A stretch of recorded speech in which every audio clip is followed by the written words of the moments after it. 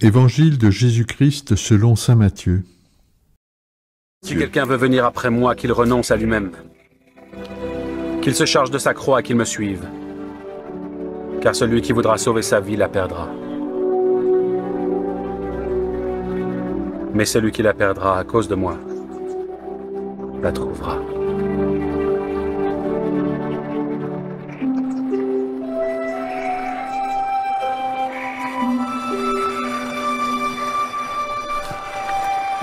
Et que servirait-il à un homme de gagner tout le monde s'il perdait son âme? Ou que donnerait un homme en échange de son âme? Car le Fils de l'homme doit venir dans la gloire de son Père avec ses anges. Et alors il rendra à chacun selon ses œuvres. Je vous le dis en vérité, quelques-uns de ceux qui sont ici ne mourront point, qu'ils n'aient vu le Fils de l'homme venir dans son règne.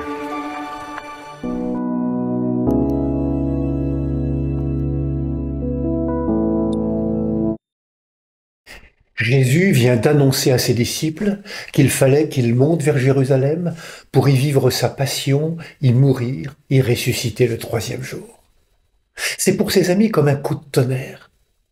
Comment celui qui nous a appelés et que nous avons choisi de suivre, celui qui est le Messie, peut-il subir un tel sort?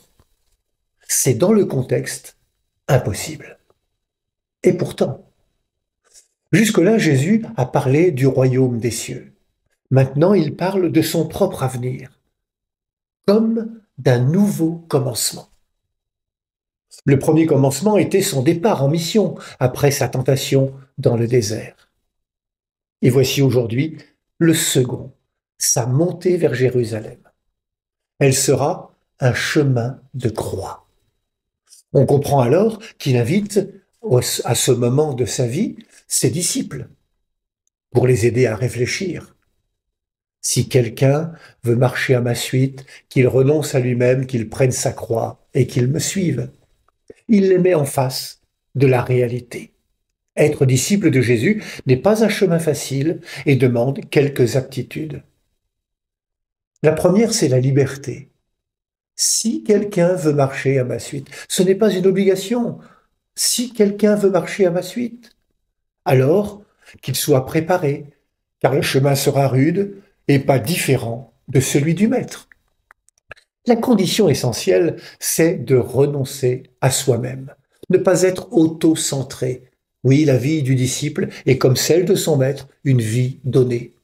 Et c'est ce don de soi qui donne sa juste valeur à notre existence, nous dit l'Évangile. Donner sa vie, cela ne veut pas dire d'abord mourir, mais vivre.